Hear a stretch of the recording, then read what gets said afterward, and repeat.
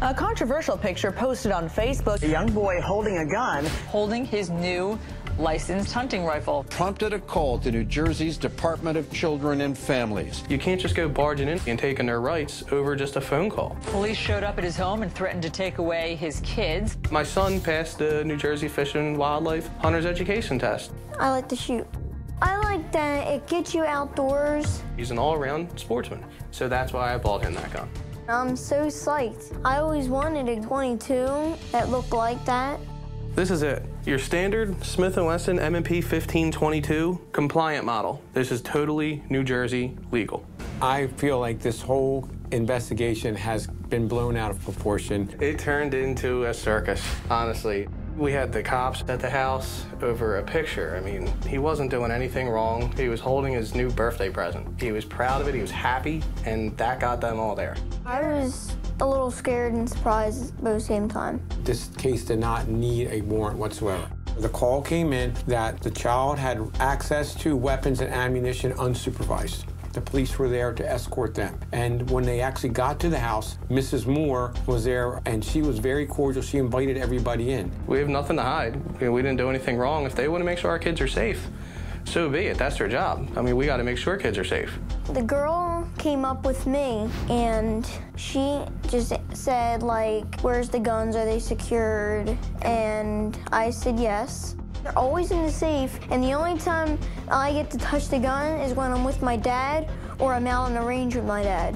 And once they saw there weren't guns laying around, they realized that it was a false claim. But then they still insisted on looking inside my safe. It's a violation of privacy. It's the Fourth Amendment. They have no reason to go in that gun safe. It's an illegal search. They told me if I didn't open that safe, they were going to take my kids.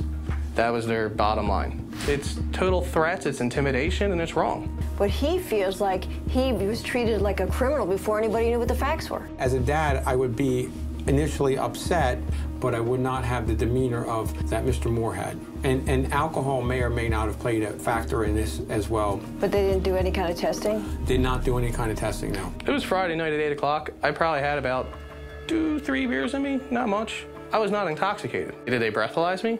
No.